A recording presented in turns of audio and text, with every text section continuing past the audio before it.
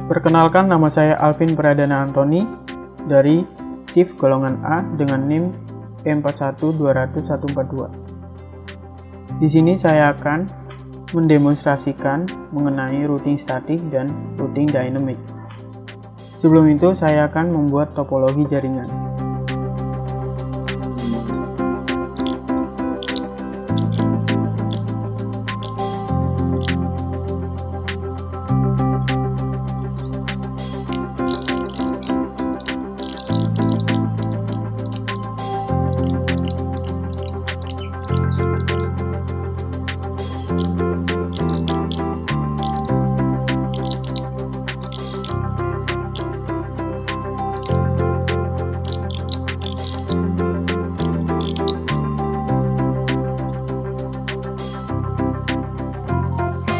Baik, di sini saya telah membuat topologi jaringan dengan menyatakan informasi alamat IP yang dibutuhkan.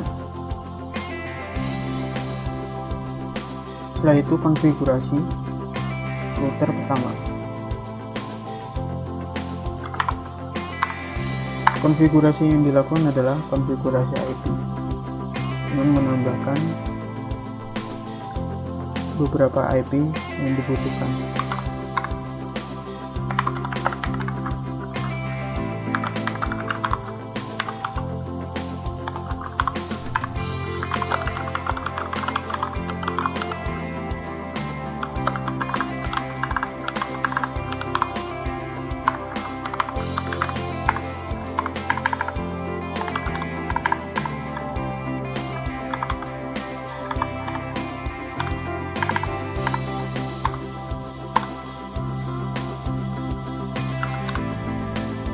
Di sini saya akan menjelaskan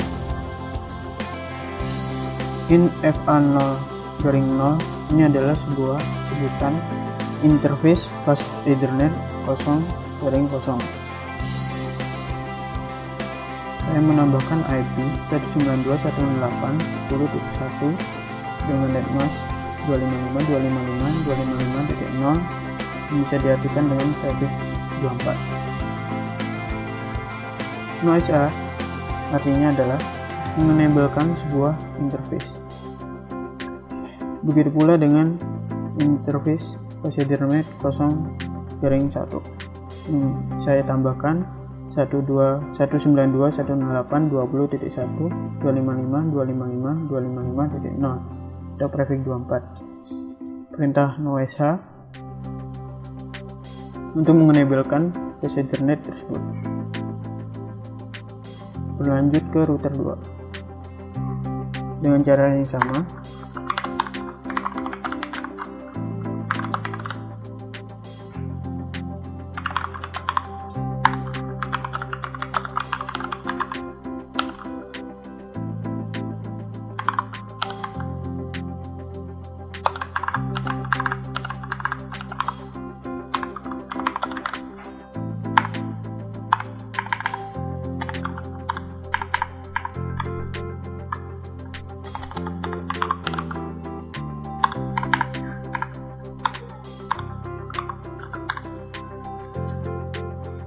Penjelasannya hampir sama dengan di router 1, yaitu pada router 2 di interface fast Ethernet 0/0 saya masukkan IP dengan 192.168.20.2 dengan netmask 255.255.255.0 atau prefix 24 sesuai topologi yang dibuat. Begitu pula dengan interface fast Ethernet 0/4. Saya masukkan IP 192.168.30.1 netmask 255.255.255.0 atau prefix 24 sesuai dengan topologi yang dibuat. Noise H mengenablekan fast Ethernet tersebut. Setelah itu kita cek. Setelah itu masukkan IP pada klien. Di sini saya memasukkan IP 192.168.10.2 dan netmask 255.255.255.0 dan gateway 192.168.10.1. Yang dimaksudkan default gateway adalah sebuah jalur yang dapat menghubungkan router 1. Router 1 yang menghubungkan ke PC adalah 192.168.10.1. Begitu pula dengan PC 2.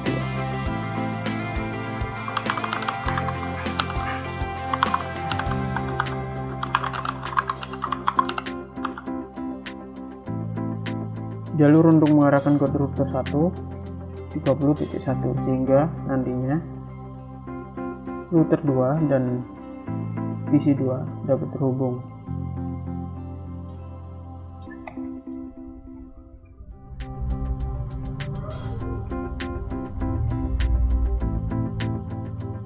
Kita tes untuk pertama kalinya. Mengirimkan paket dari PC 1 PC 2 tidak bisa, begitu pula dengan sebaliknya. Mengapa? Karena pada topologi ini router 1 dan router 2 tidak memiliki atau tidak mengenali IP yang dimiliki masing-masing, yang mengarahkan pada klien, yang dimana router 1 memiliki IP dan network ID 192.168.10.0 dan 192.168.20.0. Network ID dari router 2 192.168.20.0 sama juga karena saling terhubung satu subnet dengan 20.1 dan 20.2. Begitu pula dengan router 2 memiliki 192.168.30.0. Yang dimaksudkan dengan network ID adalah suatu kelompok pada IP address atau subnet mask.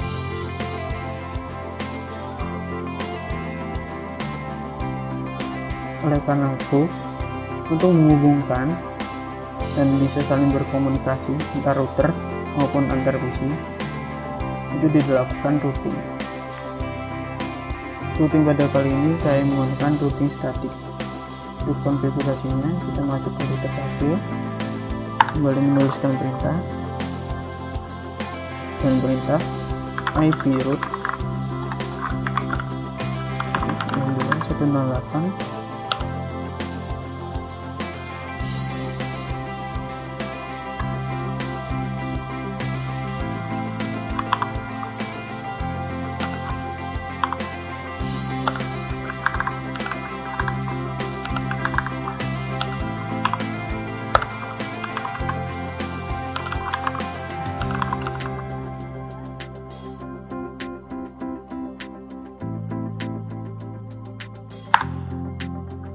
Saya jelaskan.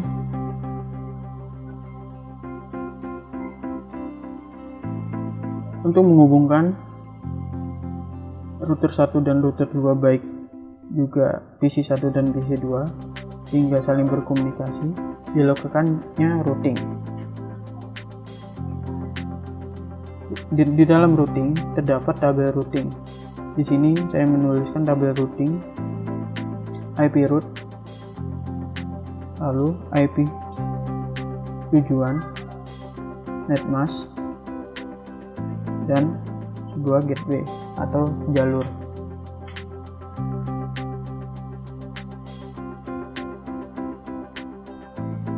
IP yang ingin dituju pada router 1 ialah 192.168.30.1 dan juga 192.168.30.2, sehingga dikelompokkan menggunakan network ID yaitu 192.168.30.0.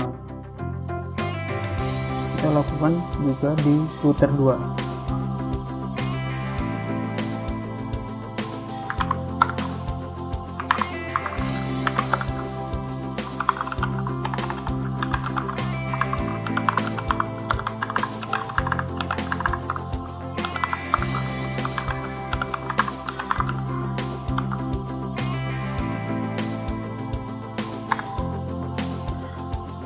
Di sini IP tujuan dari router 2 adalah 192.168.10.1 dan 192.168.10.2 hingga dikelompokkan dengan network ID 192.168.10.0 dengan subnet mask 255.255.255.0 dan gateway atau jalur 192.168.20.1. Jadi ketika ingin mengakses 10.2 akan melalui IP 192.168.20.1. Begitu pula sebaliknya. Untuk mengakses 192.168.30.2 maka akan melewati 192.168.20.2 sebagai jalur. Setelah itu, mari kita uji coba.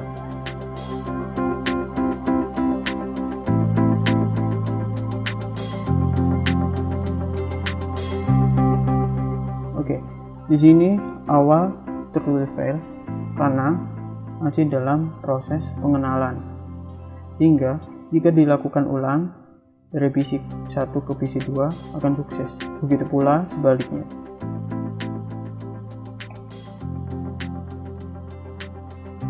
Juga bisa dilakukan ping. PC 1 ingin mengiping PC 2. IP yang dimiliki PC 2 adalah 192.168.30.2.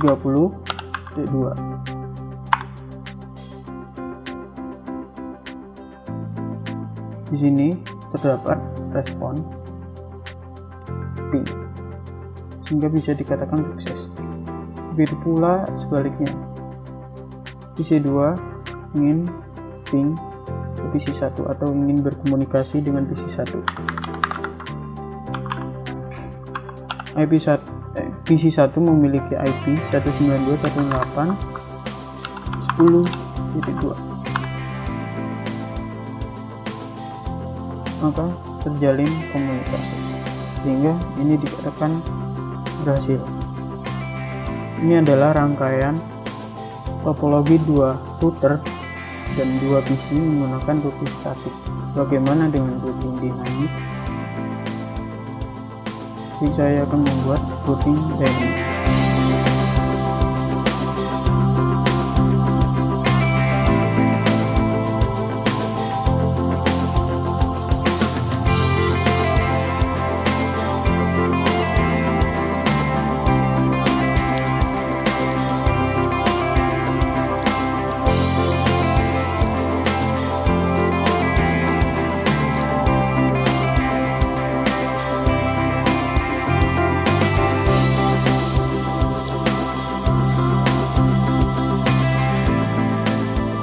Di sini saya membuat topologi jaringan sama dengan topologi sebelumnya, tetapi saya kali ini menggunakan routing dynamic.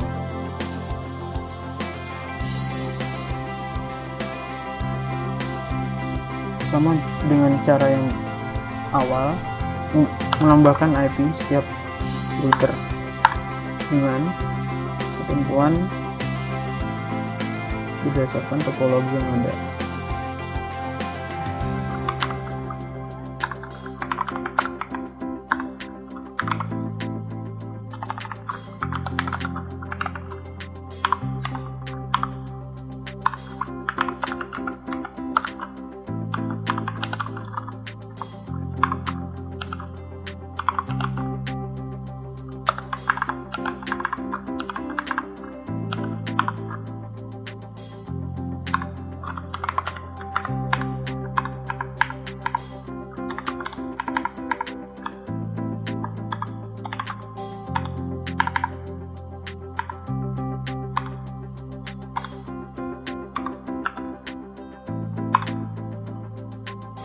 Sama penjelasan yang awal, sub interface memiliki ketentuan IP sesuai dengan topologi yang dibuat.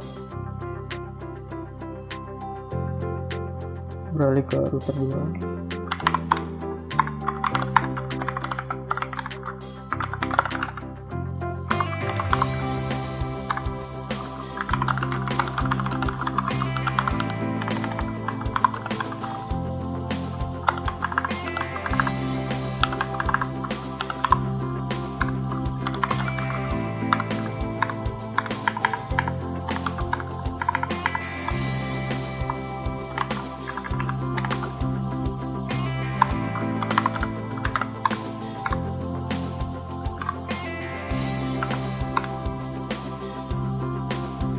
Setelah menambahkan IP setiap router seperti ini, maka memasukkan halaman IP pada setiap klien.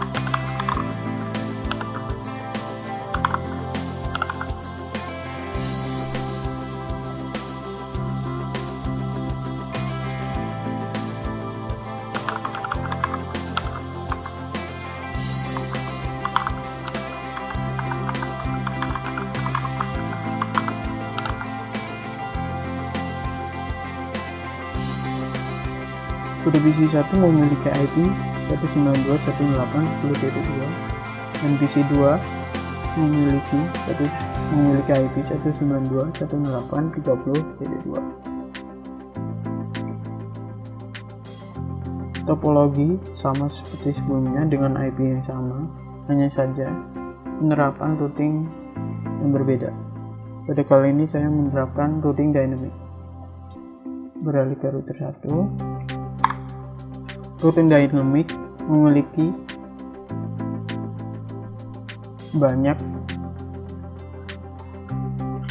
jenis, yaitu ada IGRP, ada RIP, ada OSPF, dan sebagainya. Di sini saya menggunakan routing dynamic RIP.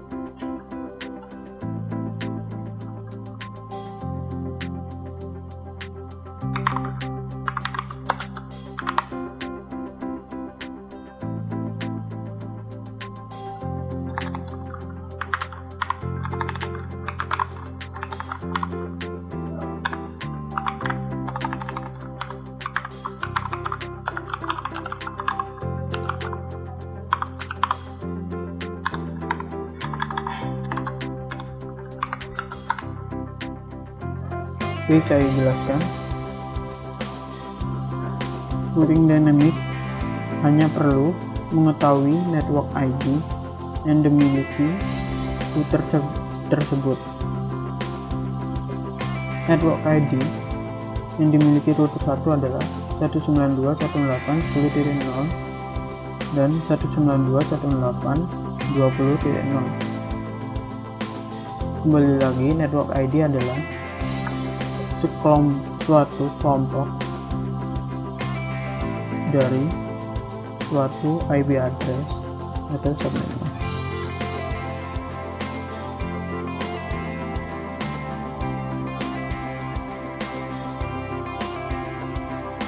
Begitu pula dengan router 2 menggunakan routing dynamic RIP.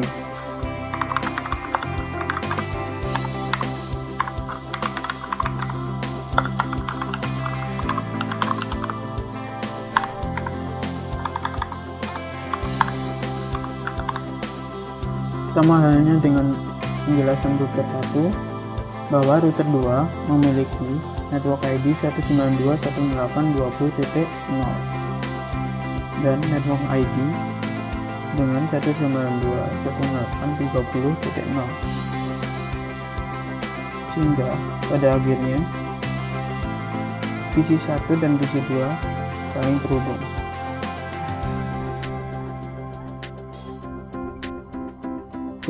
Kembali lagi, mengapa pertama kali tidak bisa? Karena masih tahap pengenalan.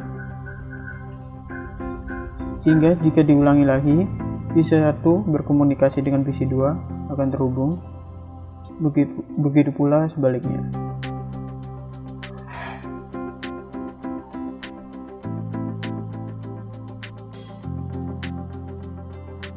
Begitu, kita sudah sukses melakukan routing dynamic. Kita kembali ke routing statik. Di sini PC1 dan PC2 bisa saling terhubung, dan PC2 ke PC1 juga saling terhubung. Untuk mengetahui tabel routing yang dibuat, kembali ke router 1.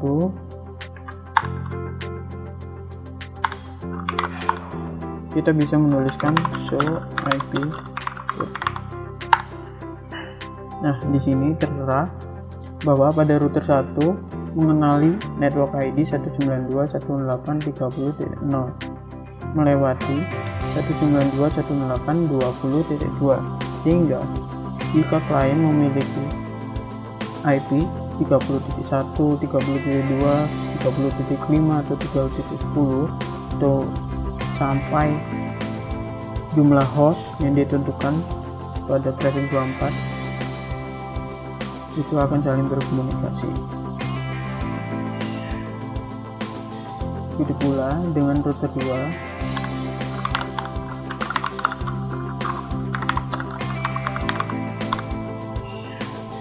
Di sini tertera bahwa router 2 mengenali 10.0 melalui 20.1. Kita cek pada routing dynamic juga.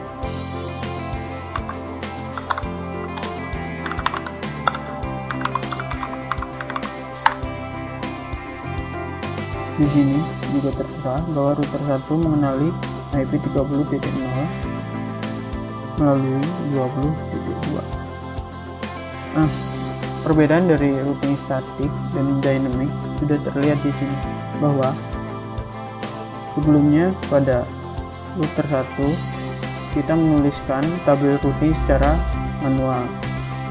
Kalau di routing dynamic kita tidak perlu menuliskan tabel routing secara manual, hanya perlu menuliskan network ID. Jadi sistem pada router pada routing akan mengenali jalur yang akan dipakai, atau bisa disebut routing dynamic akan membuat tabel routing secara otomatis. Begitu pula pada router 2 pada kasus routing dynamic.